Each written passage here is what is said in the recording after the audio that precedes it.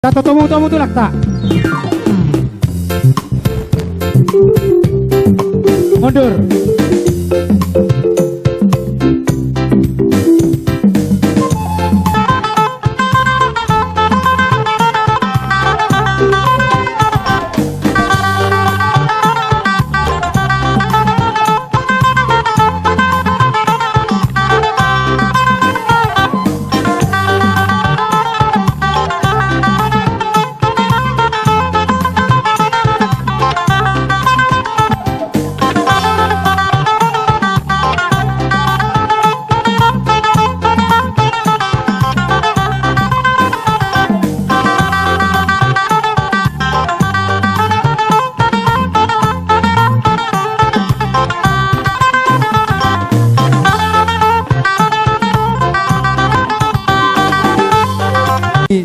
Amang baru nami di Pagasatikyo.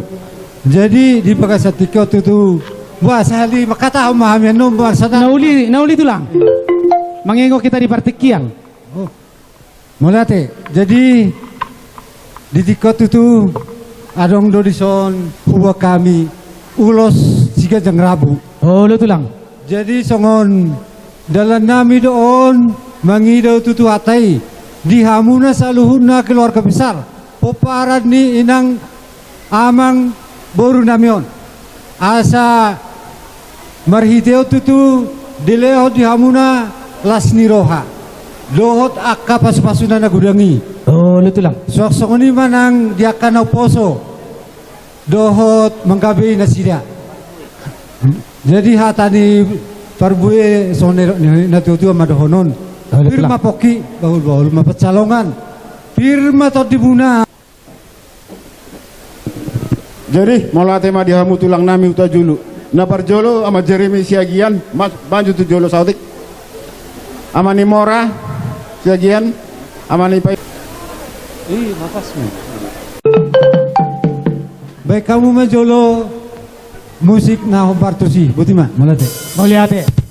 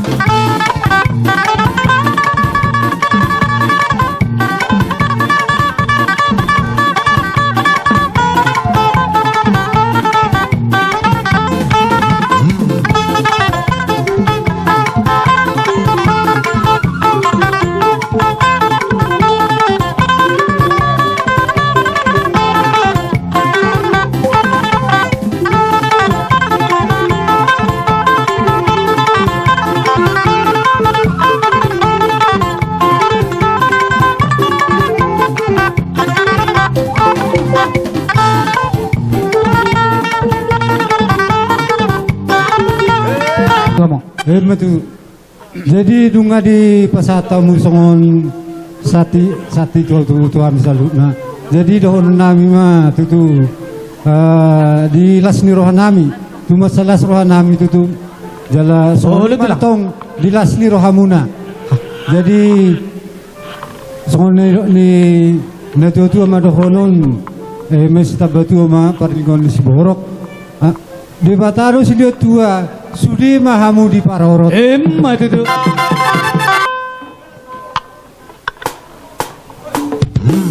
Tamu tulak tak?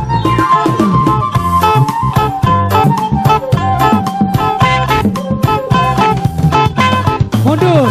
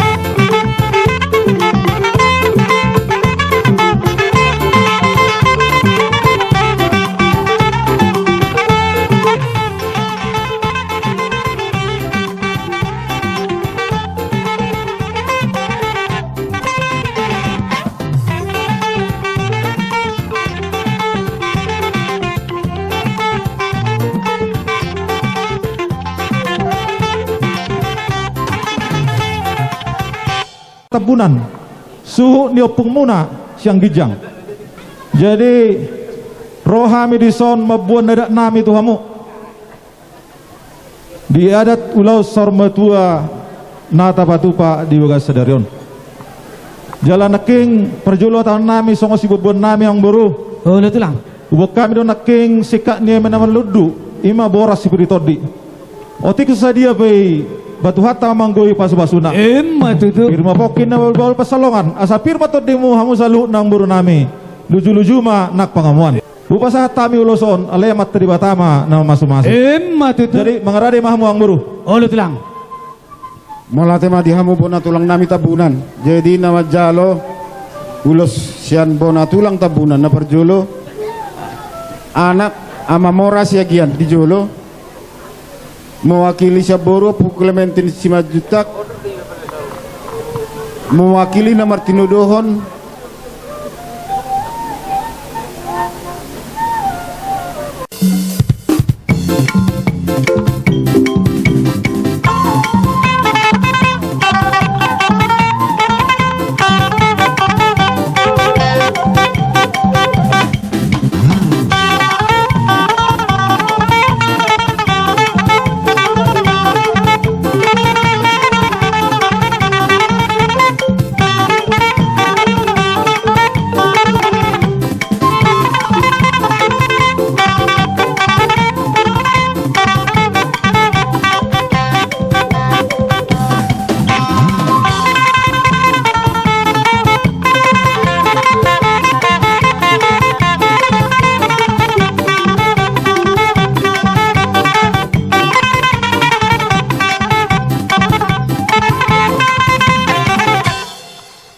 Jadi soni ma saatnya tanami ang buru. Pasatay mati Mau lihat em.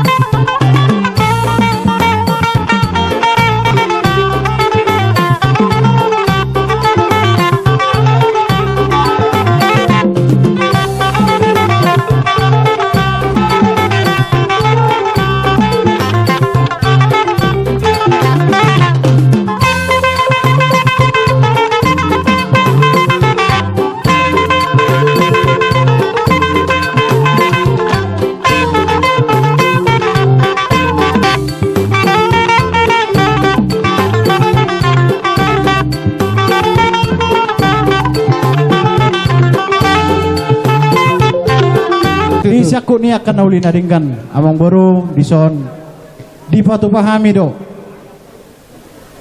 onom ulos holong Olo pong olo. inara nami amang baru bahamu ma na mangatur hon ise mana patu si uloson nami Nauliw pong. Malate ma dia ngamu bonaniari nami na parjolo na majalo ulos sian bonaniari tabunan ama Christine Parmedan di Jolo ya.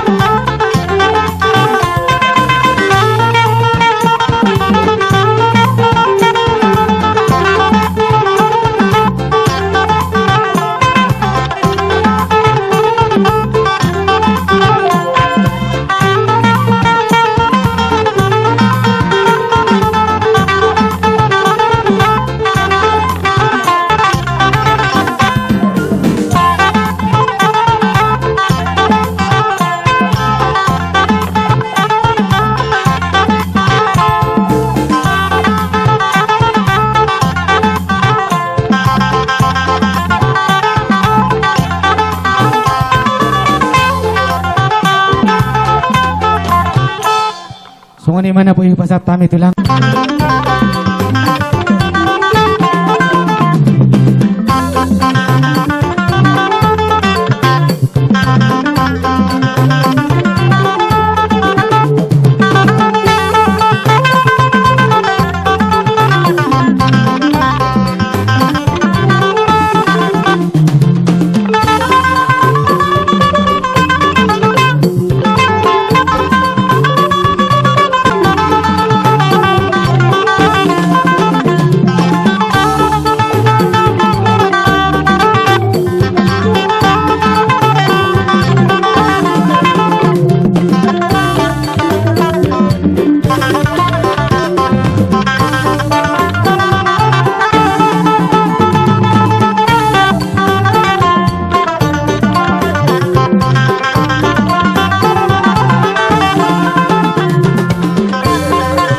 mangidotang yang tutuhata Oh, luto lang. kamu pinoparni naboro namion sa luhuna ulos na gajang ba dihamon dihamu pinoparni naboro namion salat juga gajangnya umur muna sudena ulos nalas maon salas pamatang muna di borgoniari jala ulos itoro rabu na upita toro pinopar madi hamu pinoparni naboro nong jumuloon jadi pangidua kami tutuhani sa songon utoro ma pinopar muna niya sa pinopar na boro nami o tujuluanon iba song kata diulos na sepatahun nami tuhamu di hamu parmusik nami baik kamu ma godang nahu partusi pasatu lulus mahame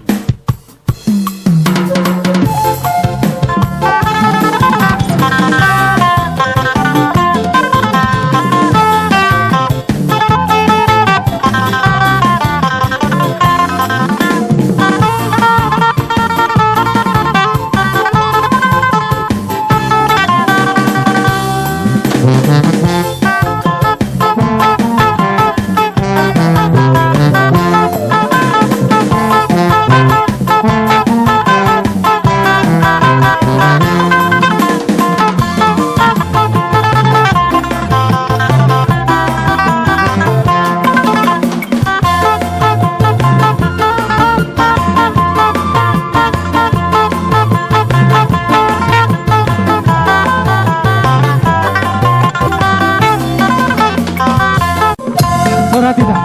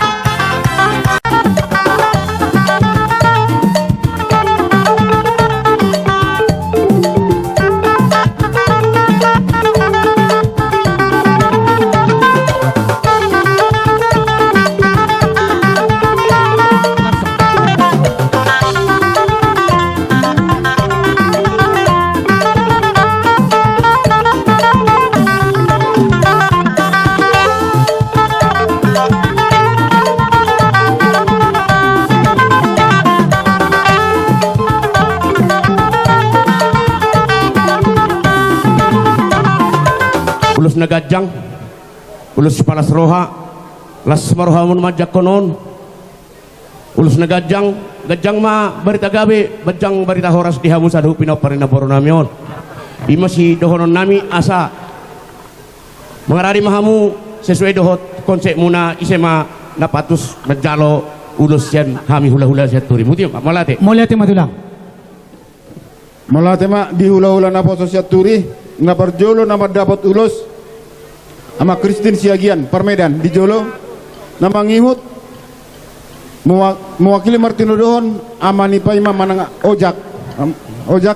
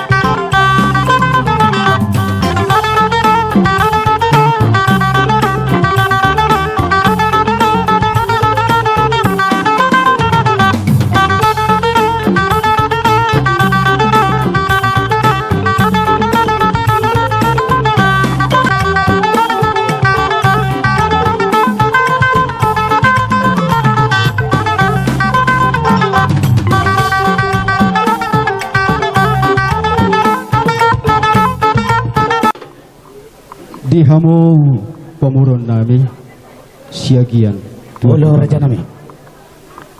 Bukod do jojo disorodo hami hula humula anak macai lubat tobi. Dia di sialama naung dialap tuhatta na boru nami sia tonga-tongata.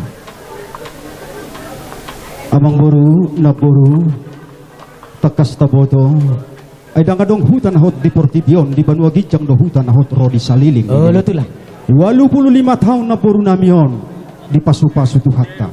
Alani dihamusal hutna pinoparni na boru namion. Huwa kami do boraspir gatini eme nambar ludu manguloson hula-hula mun. Alani idi 5 masyak kami hula-hula muna alani. Nauli raja nami. Mangarade mahau sidok putih ham. Dihita, mangara dihita. 5. Mala tema dihamu hula-hula na poso tulubat tobing na parjolo ama Jeremy siagian di jolo na paduahon ama Mora siagian na patuluhon ama Audi Damanik